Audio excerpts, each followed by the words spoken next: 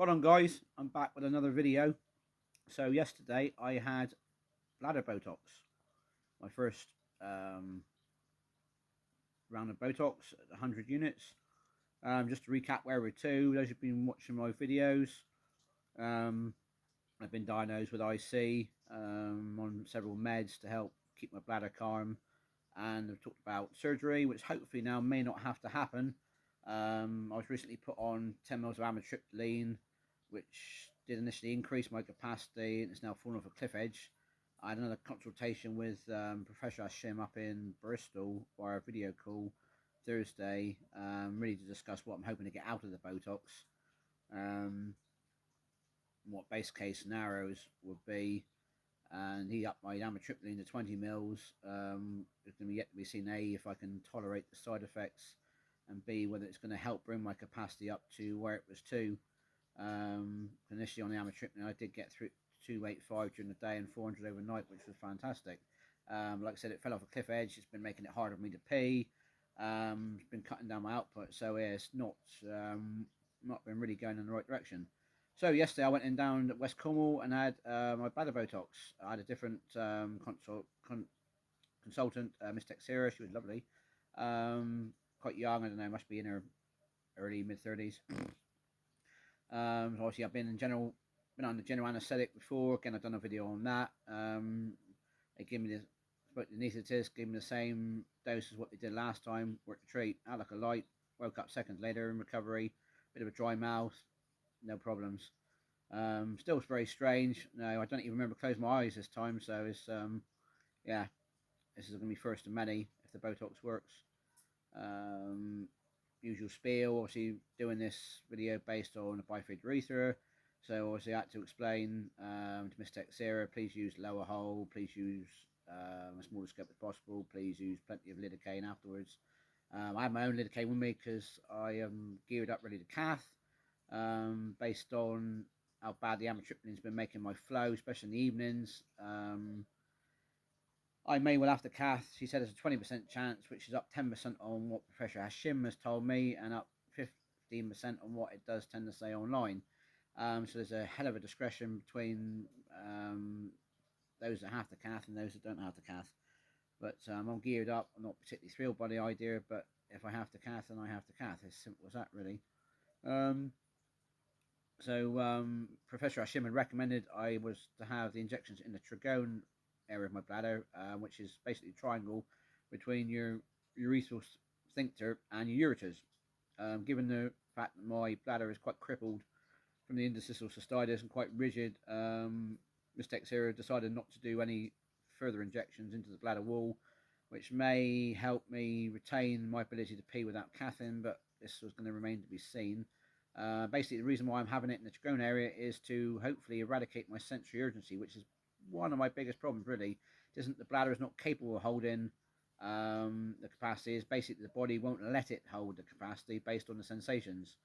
So the hope is between the amitriptyline and the bladder Botox, these sensations will disappear, and the body will hold more capacity. And Professor Hashim recommended that I had another hydrodistension before the biopsies, and it was great to be informed that I've gone up to 500 mils under general anaesthetic, which is 100 mils more than what Mr. Hodgson managed back in October. This is most probably due to me taking the amitriptyline because it is designed for nerve pain, among other things.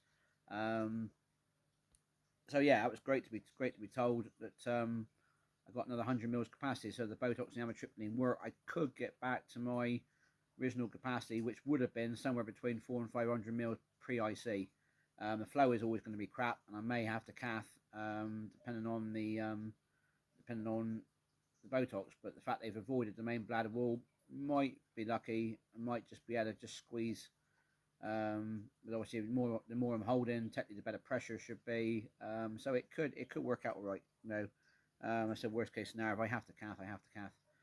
I'm not going to go through recovery, rigid cystoscopy, but I have to say this time I'm in much less pain.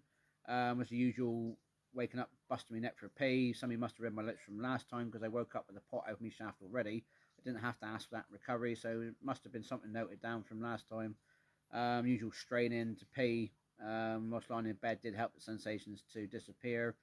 I did have some cramping in my bladder. Feels like a strained muscle. I imagine if you're a woman, it feels like period cramps, which didn't really disappear until I got home. I had to take some pain relief. Obviously, I had to use lidocaine because things were a bit tender. I haven't had the severe aching from my tip into my bladder that I had last time, mainly I suppose because everything was stretched last time and everything sort of stayed in that kind of state. Assumption is they used a smaller scope as well because I only had bladder Botox this time and not biopsies. The scope they use for biopsies is going to be much bigger. So yeah, I've been using lidocaine a bit today and taking the painkillers, but the pain when peeing is down more or less to what it was about the same time after my flexible cystoscopy. Mistakes here just said, oh, we normally do this under local, but we do your first under general. I said there was no way you're getting me in under local, no way in hell. Most of the people I spoke to on the bladder Botox pages on Facebook say they have it done under general. I don't have any problems with general anaesthetic. And for sake of losing a couple of days off work, I'd sooner have it done under general. You go to sleep, it's all done, you wake up. And in fact, the recovery's been a lot easier this time. I said last time after my rigid cystoscopy, I had severe pain when peeing for 3 to 4 days, and then severe aching in my undercarriage up to about 14 days, which barely disappeared when I went for my catheter training. And I developed a serious UTI, which lasted another 4 weeks. So it was quite a miserable 6 weeks after my hydrodistension back in October. The UTI did go, and I settled back down again. Still on all the same meds, meribegon, solifenacin, tamsulosin, along with my daily antihistamines. I said the only new addition really is the amitriptyline, which may or may not work. It was showing promising signs, but I don't know. It might be a case of it's a lost leader. I've also been told that if the Botox doesn't work particularly effectively, I could go back as early as end of April and have a 200 unit dose. They can't give any more than 300 units for a 3-month period. So if that dose didn't work, I would have to wait till later part of the summer to go in for a 300 unit dose. And obviously, if the mixture of the amitriptyline and the Botox doesn't help cure the sensory urgency, well, then we are looking at a surgical option that's probably going to involve removing the bladder. But at the present moment in time, if the fact that the bladder's got another 100 mils capacity than what it had under distension, if Botox or the amitriptyline and both could give me a stable bladder up to 450 to 500 mils during the day, would be absolutely fantastic.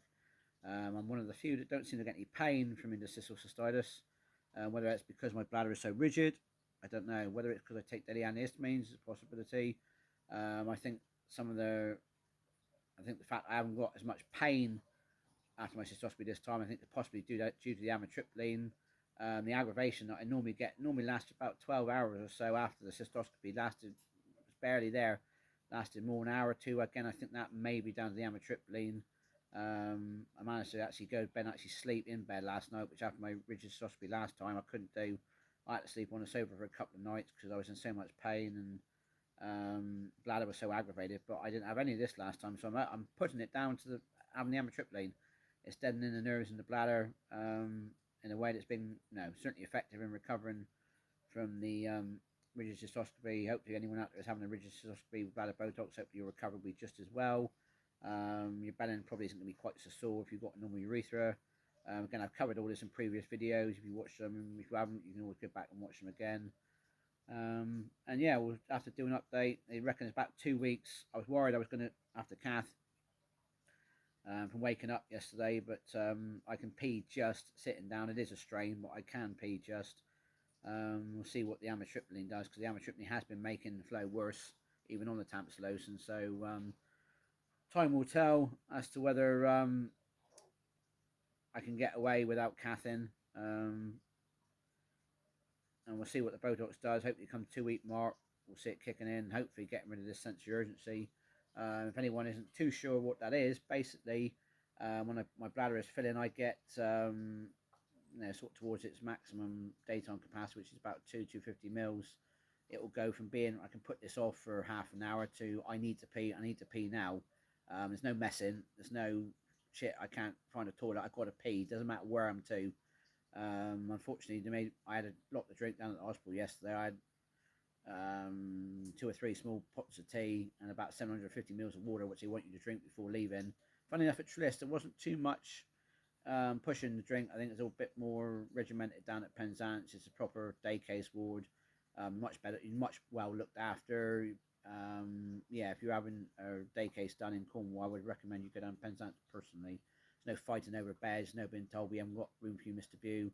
Um, there was two of us two of them in the morning. Unfortunately, we were running a bit behind, which didn't seem to make too much difference into the afternoon.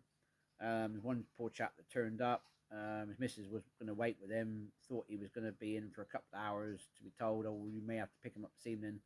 So if you are being booked in at 6:45 in the morning or being booked in at 10:45 in the morning, be aware that you won't be out till several hours later, depending on where you're to on the list. If you're going in at 7 o'clock, you may not be out till dinner time or later, maybe early afternoon. If you're going at 11 o'clock, worst case scenario, you may not be out till tea time or bit into the early evening.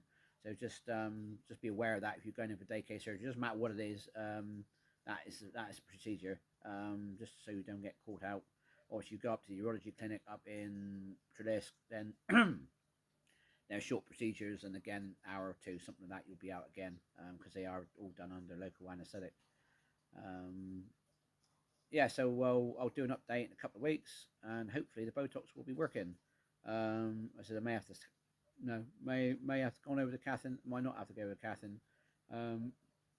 I've been told it can take up to 6 weeks, so there'll be a few updates up to about the 8-week mark when I'm going to have a consultation again with I think Miss Texera, I think, to see how I'm doing. Obviously the Botox isn't working, they'll get me back in as soon as can to have another dose. So time will tell really as to whether it's going to work or not. Well done guys, check it out, and I'll check in with you again. Cheers and bye.